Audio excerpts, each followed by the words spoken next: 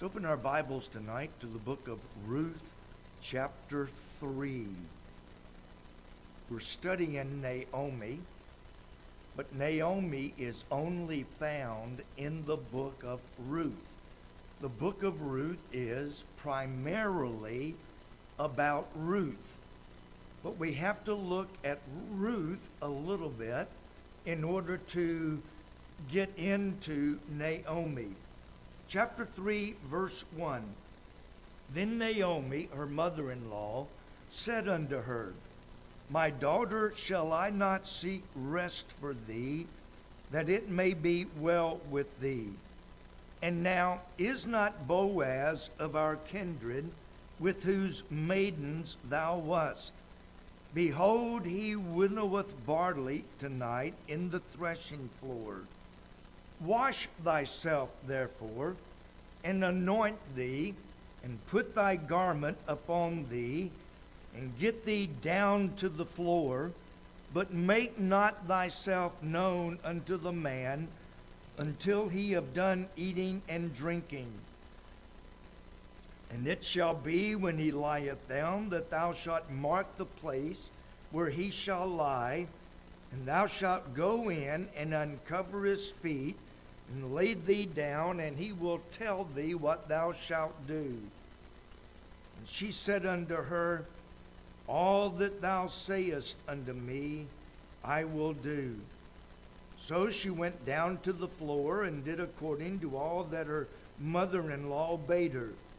And when Boaz had eaten and drunk, and his heart was merry, he went to lie down at the end of the heap of corn. And she came softly and uncovered his feet and laid her down. It came to pass at midnight that the man was afraid and turned himself.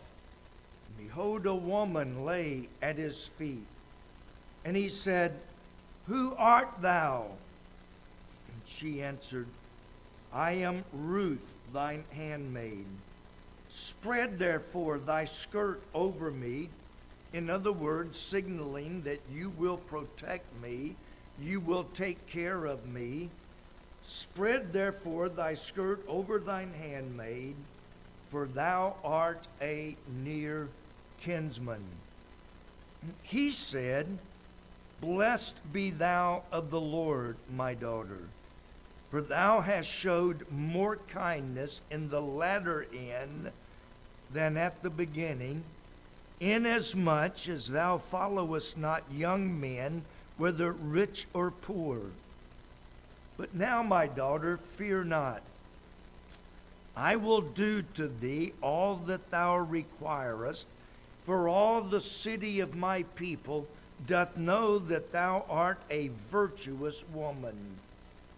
And now it is true that I am thy near kinsman. Howbeit there is a kinsman nearer than I.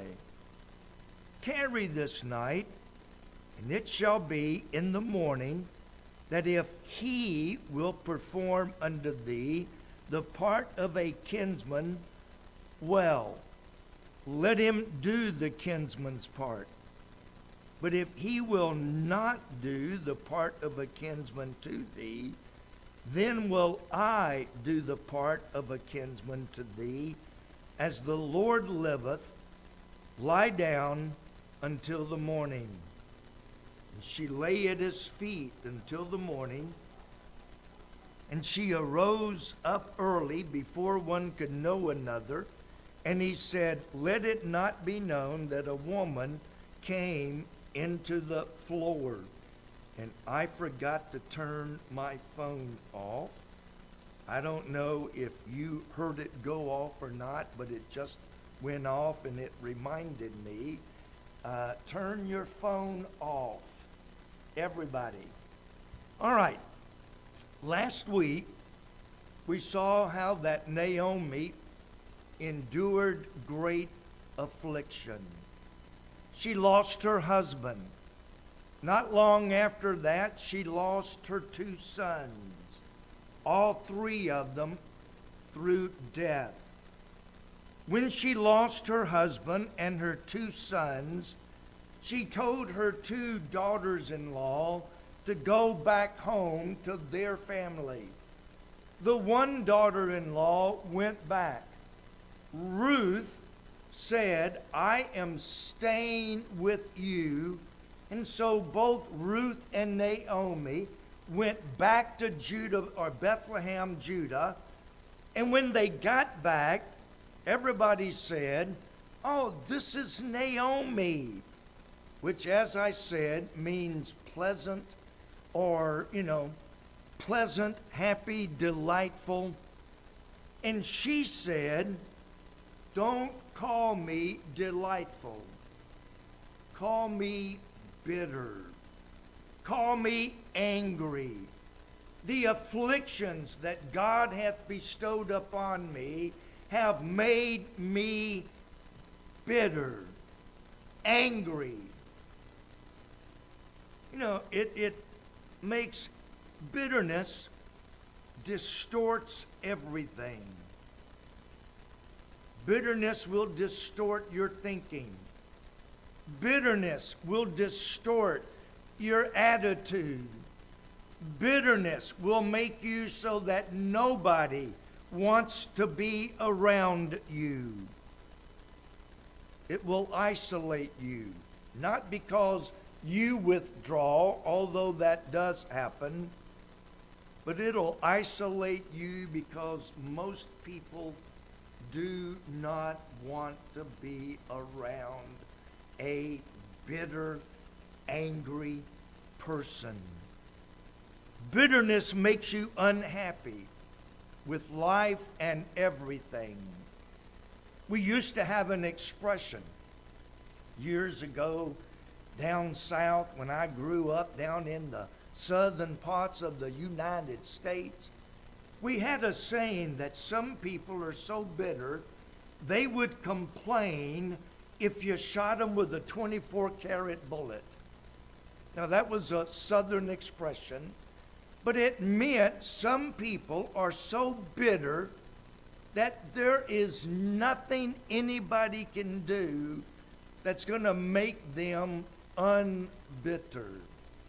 And we spent quite a bit of time on that last week. Naomi was in the grips of a terrible, angry, bitter attitude because of all the things that had happened negatively to her. But as I said last week, tonight I want to look and see what God did to turn bitterness into triumph. We're going to look at that for the next few moments, Lord willing.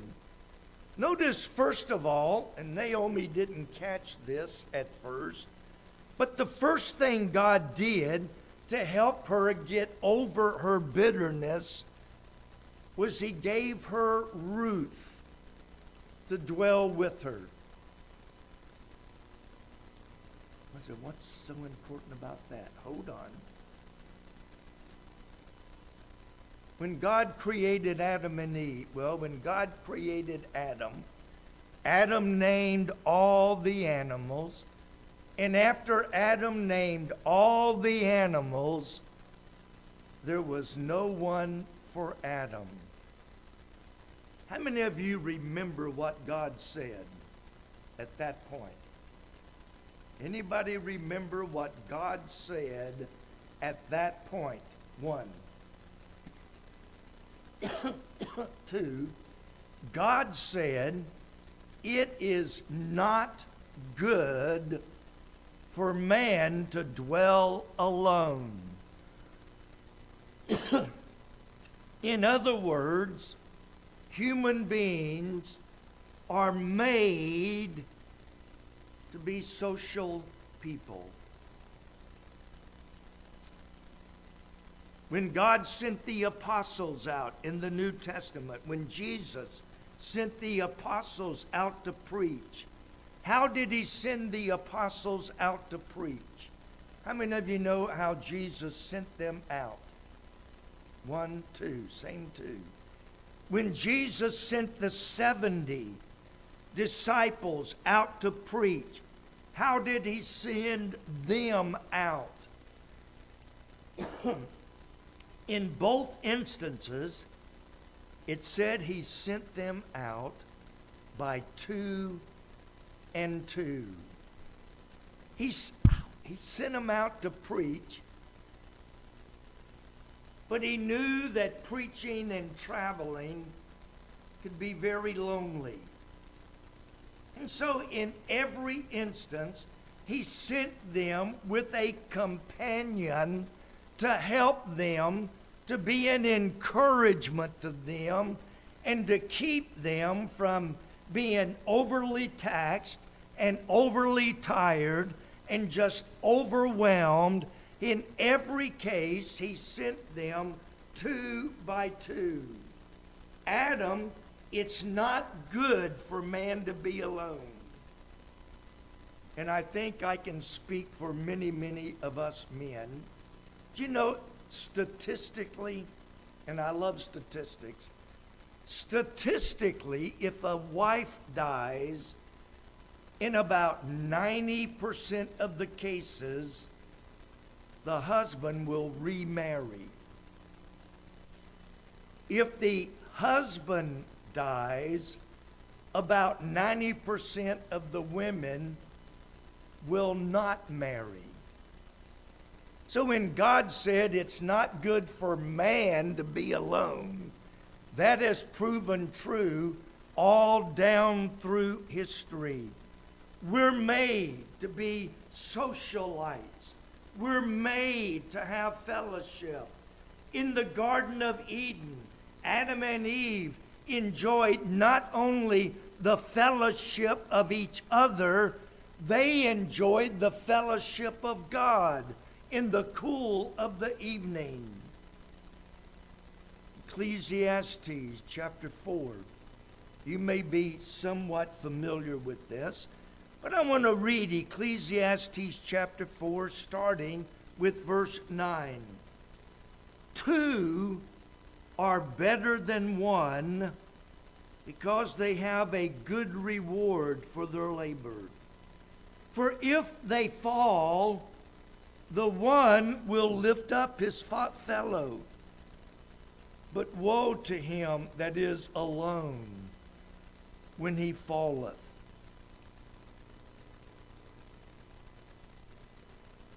For he hath not another to help him.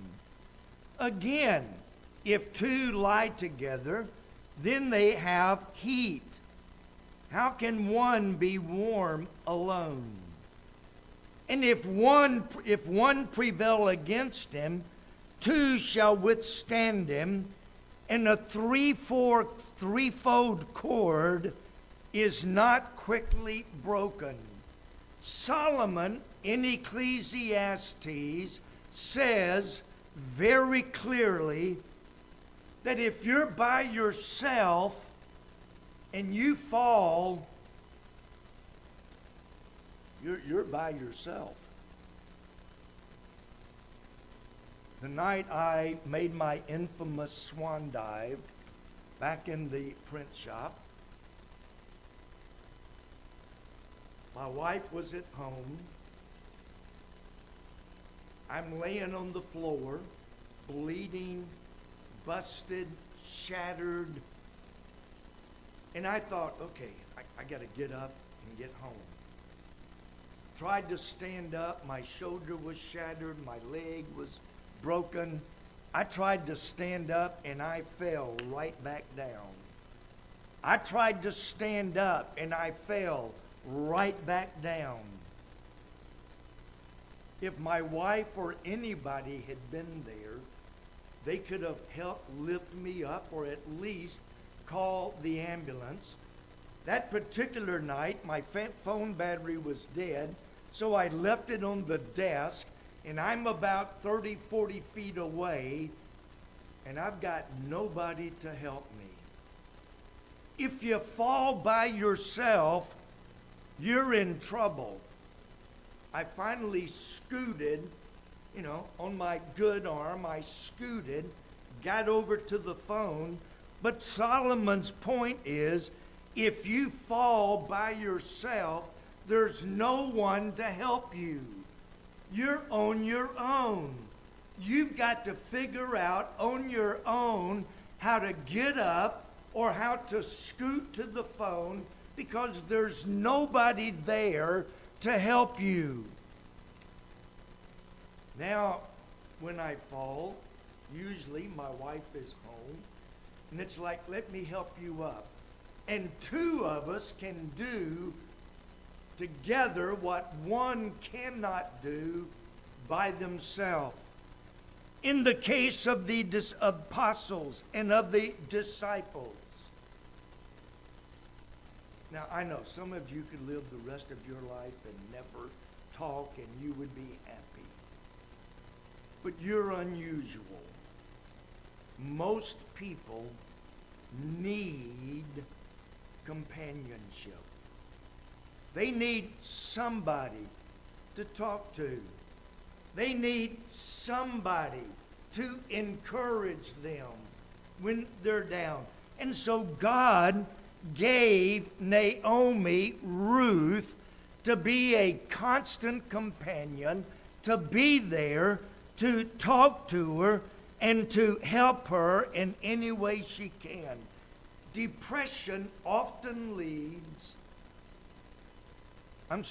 Bitterness often leads to depression, and depression leads to isolation. You ever notice when somebody's depressed, they want to be alone? Satan is smarter than we think. He knows that if you have good Christian friends that come over, like you studied in James, they pray with you, they can encourage you, they can sometimes reprove you. And so God gave Naomi Ruth to be an encouragement in her time of bitterness. Not only that, God led Ruth to the field of Boaz. Now, I'm a firm believer in divine providence.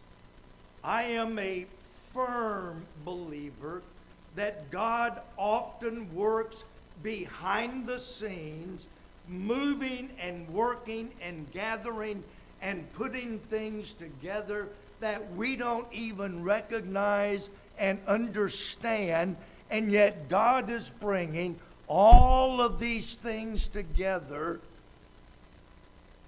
to be an encouragement to us. Out of hundreds and hundreds of fields, Boaz, by the way, was a very wealthy man.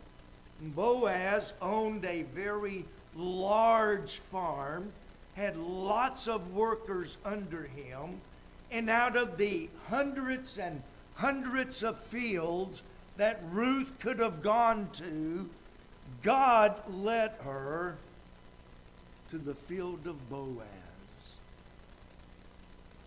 You know, I tell people constantly, very frequently, you know, how do you stay so chipper, chunker, whatever? And it's like my answer is really simple. I know God's in control. I know God has a plan. I know God has a purpose. And like the doctor last week, there is no way I would ever have gotten in to see her, because she is a specialist among specialists, among specialists, among specialists. But God made somebody put in the wrong doctor code, and I ended up with a doctor that would never have seen me. I call that divine providence. I call that God working. I call that God moving and directing and performing miracles without actually opening up the Red Sea and dry ground. of all the fields, God led Ruth. She's walking down the road. It's like, which field do I stop and glean in? And by divine intervention, God led her straight to the field of Boaz. And so she went into the field, and she began working, gathering up what was left behind by the workers. Somebody had to furnish food. Somebody had to work. Somebody had to get food for she and Naomi to eat. And so Ruth went out to gather food for she and her mother-in-law.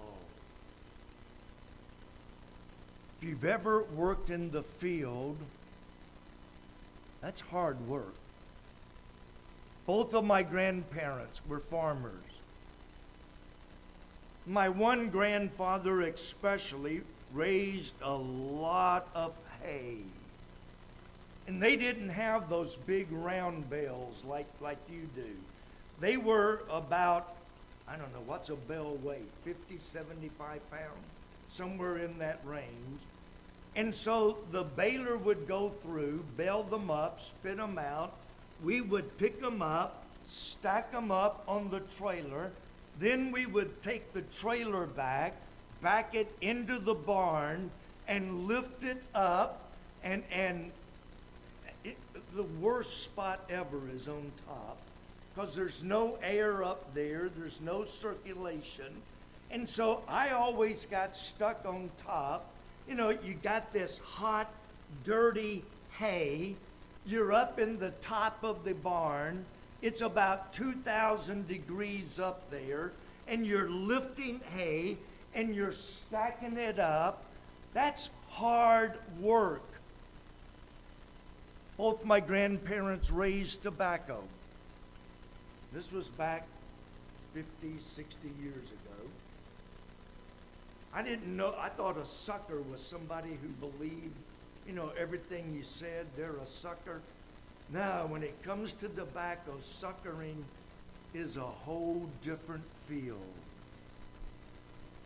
You have to hoe to get the weeds out. Then you go through and break all the suckers off. Then you go through and put it on sticks. And again, I always got stuck in the top. You take those sticks of tobacco and you hand them up, and that's hard work. It's tough. It's not easy. But God led Ruth to the field of Boaz, where God is fixing to perform a miracle. Boaz goes out to see how the work is doing, and he sees Ruth. Now, if you were a commoner, which is what she was, you were responsible for your own lunch and supper. The workers, Boaz always made sure they had food and water, and they had everything they needed to eat and be ready to go back to work. But the commoners were on their own. But Boaz did something weird. He said, "Hey, you, come here." He said, "I want you to sit at the table with my workers. I have instructed them to make sure you get all the food you want, all the water you want, and if you get thirsty out in the field, I have instructed them to allow you to come back to the wagon and drink all the water you want." Talk about God's providence. Then when she goes back to the field, what's that got to do with Naomi? I'll get there. Boaz calls his workers. Now, their job was to get every piece of wheat, tomatoes, green beans, whatever it was. Their job was to get every single one that they could get. But sometimes they would miss something by accident, or sometimes they would drop something by accident, and the commoners would come behind and say, "Ooh, he missed a kernel of wheat," and then they would pick it up and put it in their basket. Boaz said two things. First of all, commoners are supposed to stay way far back so they don't interfere with the workers. Let her work right in among the workers. And then I want you to drop handfuls of wheat on purpose, just so that she can pick it up and have it. God went to all of this trouble to provide food for Ruth and Naomi. Ruth was capable of working in the field. Not everybody could. Not everybody could stand the heat. Not everybody could stand the strenuousness. Not everybody could do it. But God gave Ruth the ability, gave pleasure, or, made her find favor in the eyes of Boaz, so that when she went home that night, she had more than most commoners, than 4, 5, 6 commoners would have all combined. God brought her into favor to make sure that Naomi and Ruth had food to eat. Later on, number 3, God gave her Boaz. Now, we don't have the kinsman redeemer today. Under the kinsman redeemer, I married, we'll make my brother, because he's older. My brother married, and he died before they had children. Under the Mosaic law, it then became my responsibility to go in to his wife, because he's dead. It was my responsibility to raise up a seed or a child to carry on my brother's name. Remember in the New Testament they tried to trick Jesus and said there were 7 brothers, and the first one married and died, the second one married her and died, the third one married her and died, all the way down to number 7. And then they tried to trick him in heaven, whose wife is she going to be? But they were following the Mosaic law. The kinsman redeemer was the person who would redeem the wife and then raise up a child to carry on the name of the husband that died. In the passage that we read, Boaz was the kinsman redeemer. Ruth goes in under, by the way, Naomi gave her the instructions. Ruth had no idea about a kinsman redeemer. She was a Moabite. They didn't have such rules, so she has never heard of this before. And Naomi explains it to her. She goes out, lays on his feet, which was nothing immoral, nothing whatsoever immoral. And she says, "You are my kinsman redeemer. I'm asking you to take me under your wing." And he said, "Well, there is one closer than me. I will make it a point to talk to him tomorrow. If he agrees to be the kinsman redeemer, so be it. But if not, I will be your kinsman redeemer.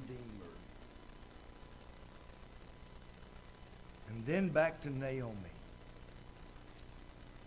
God gave her a grandchild. Her two sons never had children.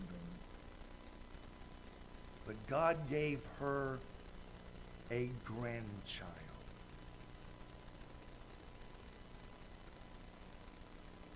I want to be very sensitive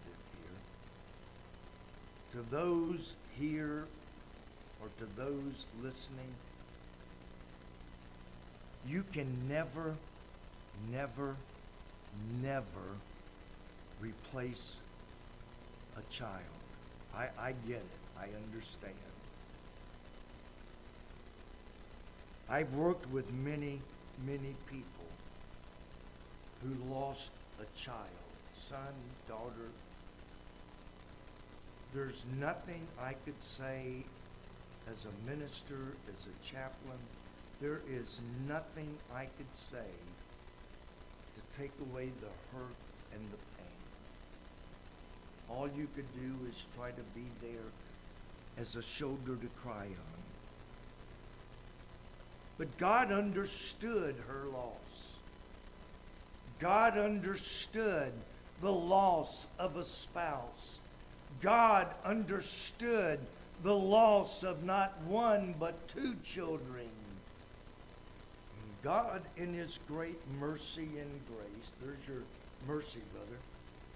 God, in His great mercy and grace, gave her a grandchild. Not to replace the two sons, but to give her something that she could rejoice in. Something that she could find pleasure in and get rid of that bitterness that she had. My wife and I have had two families, particularly. We were good friends with both families. One of them used to live right down the road from us, and we carpooled back and forth to school every day. The girls did, not the parents. Two girls would get in our car. I would drive certain days. The mother would pick up in the afternoons, or we would reverse it. And then one morning we got a phone call that the oldest daughter had been at a church youth fellowship meeting, was on her way home. A drunk driver came over the hill on the wrong side of the road, hit her head on, killed her instantly. About a year or two later, Mom and Dad had become so bitter that they ended up in divorce. We had another couple, friends of ours. They moved to California. They had 2 or 3 daughters. They had 2 daughters. They moved to California. The daughter was out one night with a bunch of friends. And I never did get the full story, but something happened. She was killed instantly. Parents became so bitter, they ended up in divorce. God gave Naomi a grandchild to help take away some of the pain. Now, this is for you and me. How has God blessed you and me? Some people are so bitter, they don't think God has blessed them at all. As I begin thinking, and we all, I thank God for my salvation. I thank God for my wife or husband. I thank God for food and, but I wanted to look for something a little different. most of us have better health than thousands and thousands of other people. People are saying, you of all people are not in good health. Yeah, but I could sure be a whole lot worse off. I could be a lot worse off.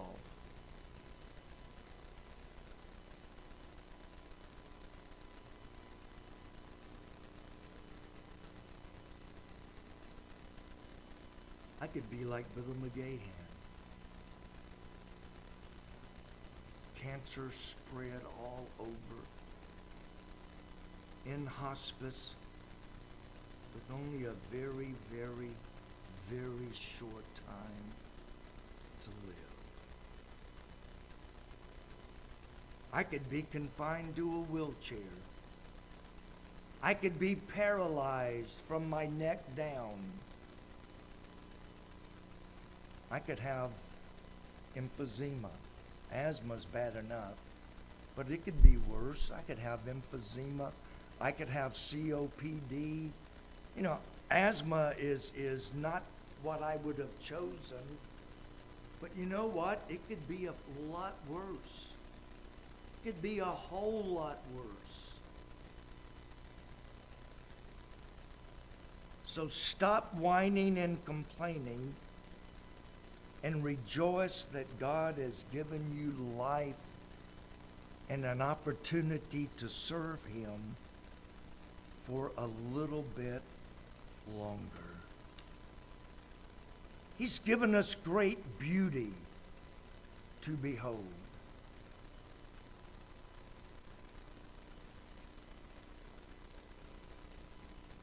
How many of you ever stop and look at the flowers out front? We have people that take excellent care. Those flowers are absolutely beautiful out in front of the building. And several people have worked and worked to make. How many of you come in the front door, sit down, make it through church, get up, walk out, and never even see the flowers out there? God made those flowers.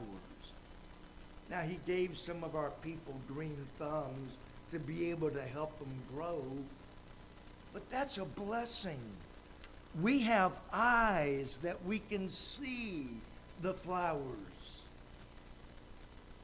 I know people that have been blind from birth that would give anything to be able to see those flowers out front.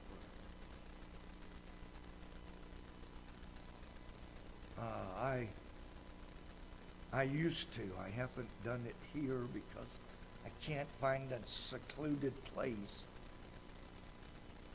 But I used to love to just, like you said this morning, go up on a mountain somewhere or a big hill and just sit there and watch God's creation. God gave us that to enjoy.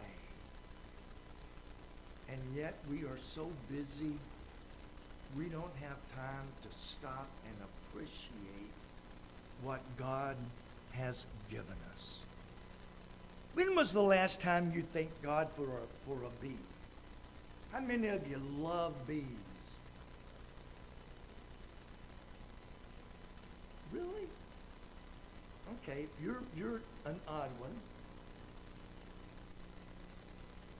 Did you know without bees, much of the pollination that is necessary to grow crops would not take place?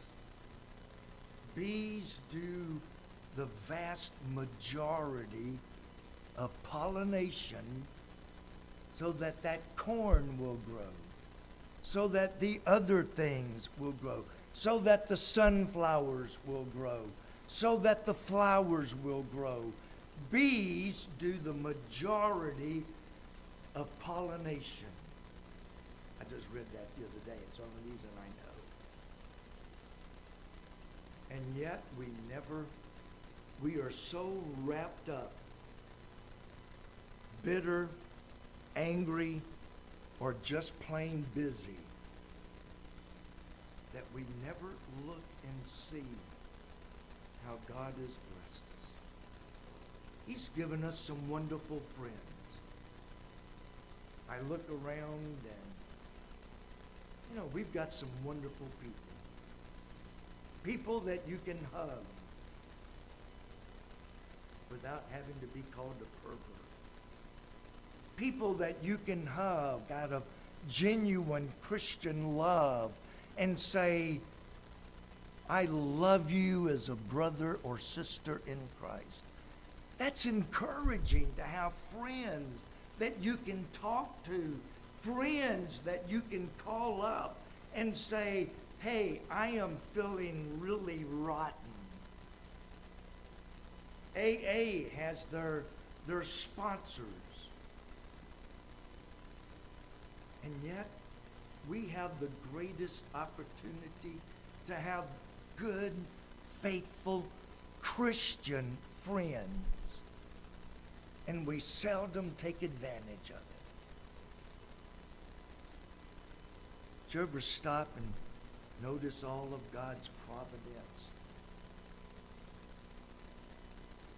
I don't have time to get into all of it. How many times has God done something through providence that may have spared your life or may have given you something that you would not have gotten, and we just say, woohoo, I won.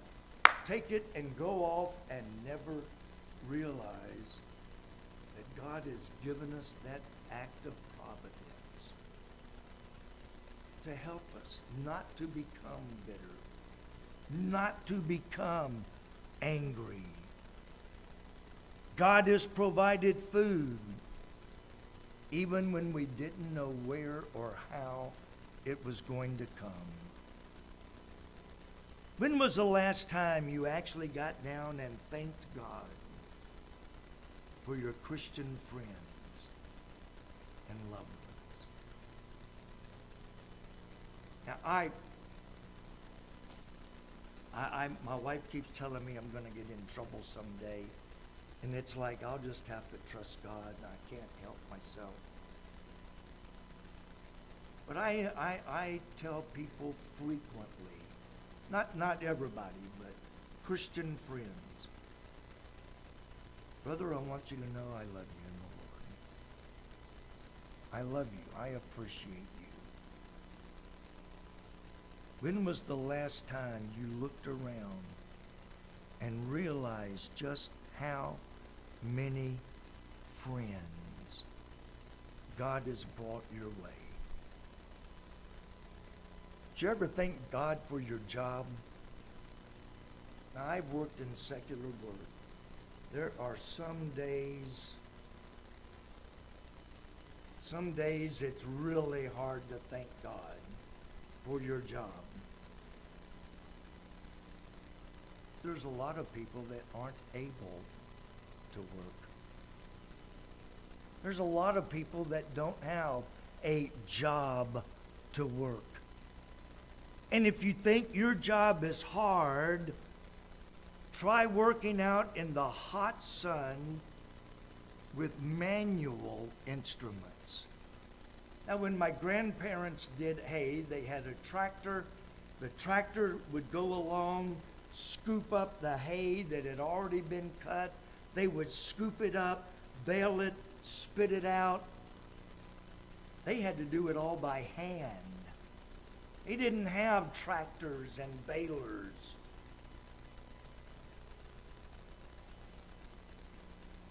Have you allowed Satan to make you bitter over things that have happened in your life? Instead of being thankful, instead of being Naomi, instead of being delightful, instead of being pleasant, We have become complainers, whiners, gripers, and bitter to the soul. Naomi became bitter. But God used a lot of things to the point that she was able to say, and I'm not quoting, but praise God from whom all blessings flow. It was a rough journey. And it won't be easy for us. But by God's grace, we can take Satan and become bitter, or we can take problems, afflictions, and become triumphant.